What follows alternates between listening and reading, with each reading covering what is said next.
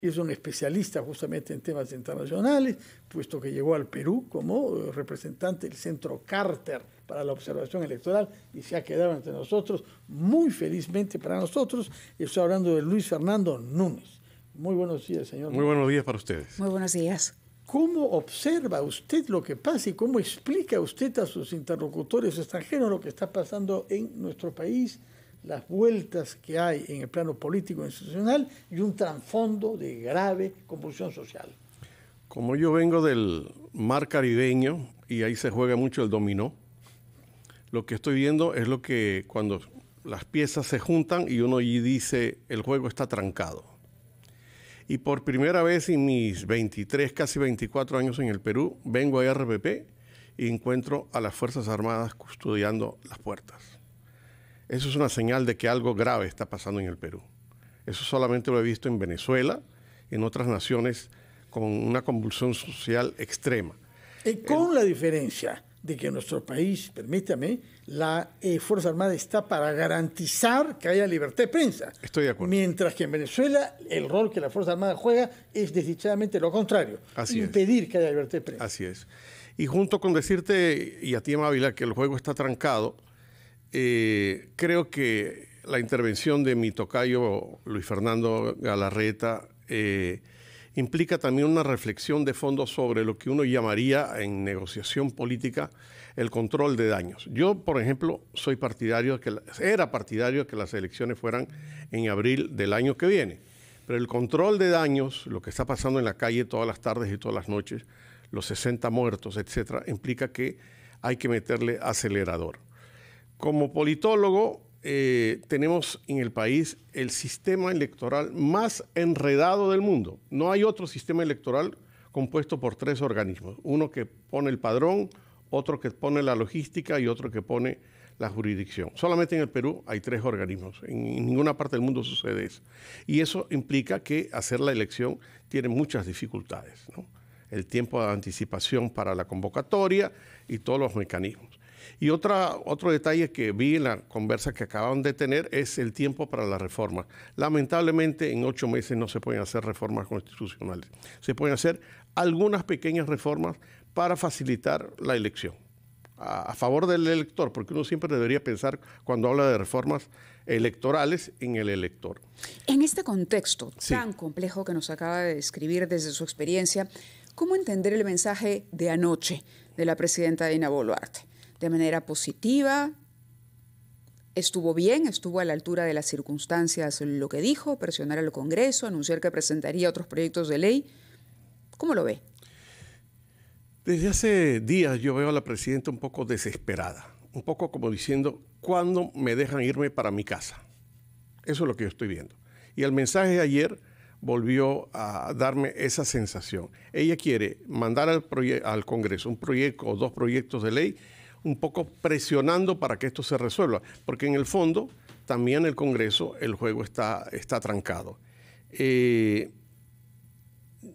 Esta situación no da para más, como dicen varios de los entrevistados que ustedes han hecho.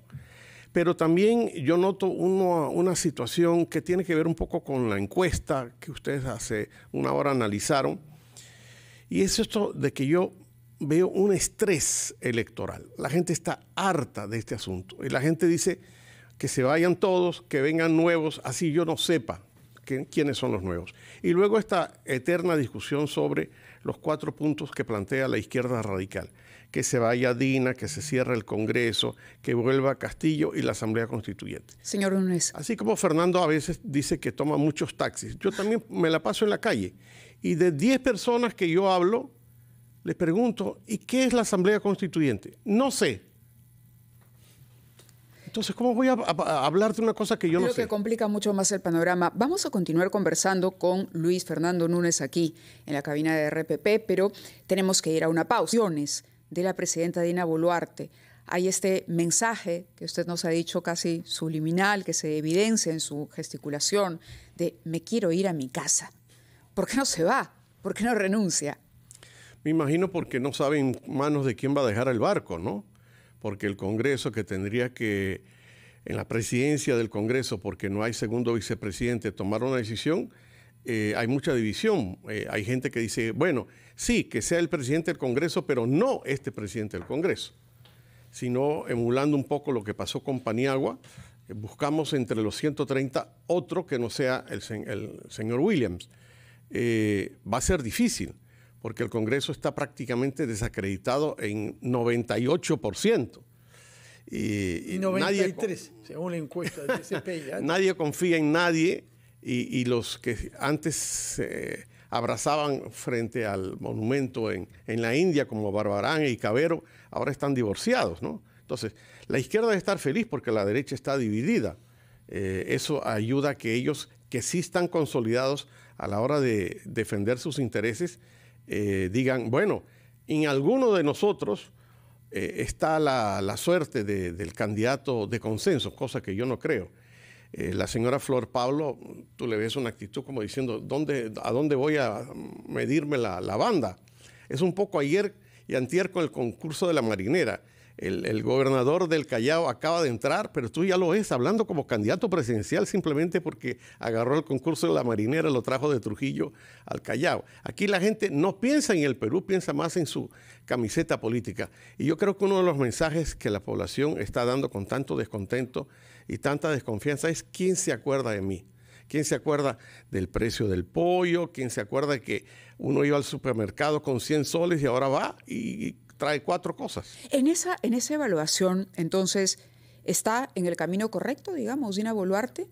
Ante ese escenario en el Congreso, lo mejor que le puede pasar a nuestro país desde su perspectiva es que la presidenta se mantenga y finalmente el Congreso destrabe el asunto de las elecciones. Así debería ser. Constitucionalmente así debería ser. Ella tiene que manejar este barco hasta el último momento porque constitucionalmente es el papel que le ha dado la propia ley magna, la Carta Magna. Señor Núñez, usted llegó a nuestro país hace más de 23 años en los tiempos duros del fujimorismo histórico para promover el diálogo. Y lo hizo en nombre de una fundación que lleva el nombre del expresidente norteamericano Jimmy Carter, que este año cumple 100 años. Así es. Y que está todavía vivo y que cree todavía en el diálogo pese a Donald Trump y a los extremismos que hemos visto en su país. ¿Qué está pasando en nuestro país para que hayan tantas semanas de convulsión social y tantas decenas de muertos y diálogo muy poco? Yo tengo la impresión, sociológicamente hablando, que es un asunto de que mi verdad es la verdad y no me importa la verdad de los demás. Y así no vamos a llegar a ninguna parte.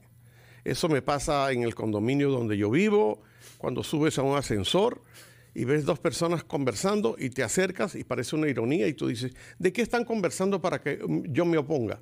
Es una cosa, un fenómeno sociológico que en un artículo que escribí ayer y que se ha publicado hoy, tiene que ver con esto.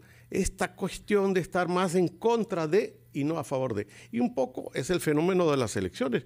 Normalmente estamos votando en contra de y no a favor de nuestro candidato. Voy a votar en contra de fulana, no a favor de mi candidato. Y esa lectura del país de votar en contra, de estar en contra de todo, no nos lleva a un buen puerto. Y a mí me preocupa mucho, sobre todo por el mensaje que le damos a las nuevas generaciones. ¿Dónde están los puntos de acuerdo? Yo dicto un seminario sobre negociación de conflictos y normalmente uno estudia de 10 puntos en que tú no estás de acuerdo, por lo menos dime 2 o 3 puntos en que estás de acuerdo para que establezcamos un puente de confianza ahí y a partir de esos 3 puntos nosotros los vamos como desmenuzando a ver en qué podemos ceder. Porque parte de la negociación, si buscamos un ganar-ganar, es ceder. Y aquí nadie quiere ceder y todo el mundo, y yendo a la raíz de tu pregunta, Fernando, es mi verdad y no acepto la tuya. Y así no vamos a ninguna parte. Luis Fernando, usted en el artículo que cita, en el artículo que ha publicado, habla además, citando a María Rostorowski del Perú, en esta afirmación que ella hace de que si hemos sobrevivido a todos estos embates es porque no somos una nación. Y lo otro es el tema del odio, cómo se ha ido instalando el odio en este proyecto de república, si podemos calificar así al país, que no termina de consolidarse como una nación, porque hay una diferencia entre ser un país con límites, una república con un determinado sistema político, y ser una nación Una nación tiene que ver con integración, y la integración es lo que hace falta en el Perú, donde por el contrario escuchamos discursos de odio de los extremos permanentemente. Y esto guarda relación con el voto anti, al que usted también acaba de hacer referencia. ¿De dónde viene ese odio y cómo combatirlo? ¿Cómo explicar primero este fenómeno? Mira, esa pregunta, que es una pregunta de fondo, de reflexión, implica varios factores. Uno de ellos, a mí me ha tocado en estos 23 años viajar por todo el Perú. Y yo noto que a mí me atienden mucho mejor siendo extranjero que a dos peruanos entre sí conversando. Me abren la puerta de su casa, me invitan a un lonchecito. Y sin embargo, si viene a la puerta un peruano, como que hay un alejamiento. El artículo también habla un poquito sobre el racismo. Cuando yo llegué aquí en el 2000 y me fui a un edificio, y estos detalles son importantes porque tienen que ver con el fondo del asunto. Yo estaba en un piso 12 y cada vez que subía al ascensor, de repente paraba el ascensor en el piso 5, abría la puerta una señora con su mandil, que era una persona que servía a algún departamento ahí, no subía al ascensor. Eso me pasó 3, 4 veces. A la cuarta vez yo bajé a la oficina de administración y le dije a la chica que atiende, ¿por qué las señoras que trabajan en este edificio, cuando un propietario, un inquilino sube al ascensor, no se montan? Bueno, es una ley no escrita en el reglamento del condominio. Los propietarios no les gusta que las domésticas suban al ascensor con ellos porque pueden oler a cebolla, pueden oler a ajo. Yo le dije al presidente de la Junta, mañana mismo me voy de este edificio. Porque no acepto. Yo que venía, Fernando conoce mi historia. Escoja bien a dónde va a ir para que no le pase lo mismo. Yo que venía de África, de haber estado 2 años en África, ¿cómo iba a soportar esto? Pero me pasó el otro día, contraté a una nueva señora para que venga a mi casa a limpiar. Y el primer día, cuando se va a las 4 de la tarde, viene y me muestra su cartera y la abre. Yo le digo, ¿qué está haciendo, señora Ana? Bueno, es que en las otras casas donde yo trabajo, los patrones me dicen que abra la cartera para ver si me estoy llevando algo. Esto tiene que ver con esta forma de odios, esta forma de discriminación que nos está haciendo muchos años. Mientras un peruano no se reconozca en otro peruano, esto no va a caminar bien. Gracias. Señor Luis Fernando Núñez, sí, muchas gracias. Por esta conversación y por haber tocado, Fernando, estos temas de fondo para los que a veces nos falta tiempo, ¿no? Muchas gracias por compartir con nosotros esas experiencias.